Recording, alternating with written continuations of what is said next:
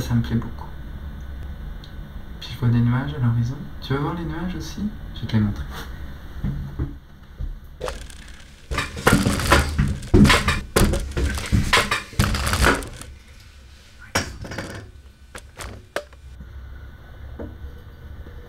Regarde, je trouve magnifique.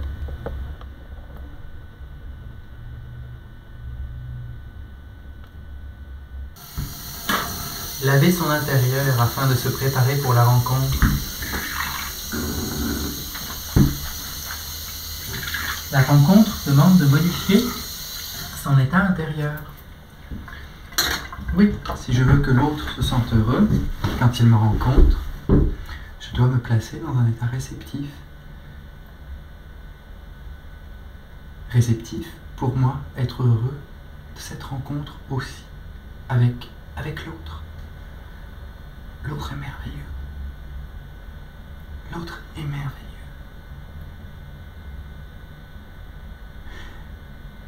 Mais la rencontre peut être terrible aussi, si je ne fais pas attention. C'est fragile une rencontre. Ce qui est fait ne peut pas être recommencé. J'ai la liberté. Ah, ça enregistre pas. J'aimerais bien la rencontrer. Mais j'ai un petit peu peur, je sais pas. Je sais pas ce que ça pourrait donner, une rencontre avec la liberté. Qu'est-ce que c'est que cette fille? La liberté. Elle a l'air... Elle dit qu'elle... Elle dit qu'elle...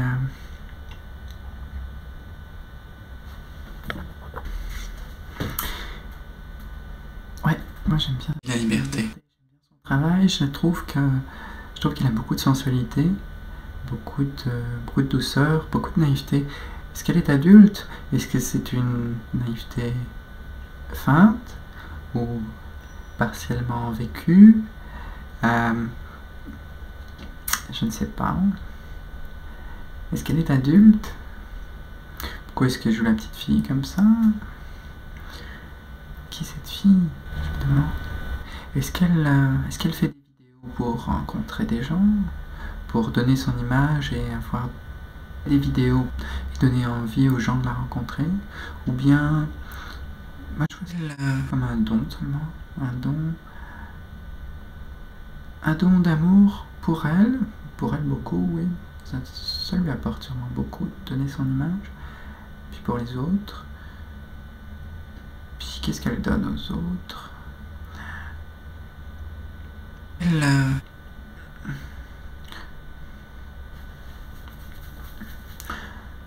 Je trouve qu'elle...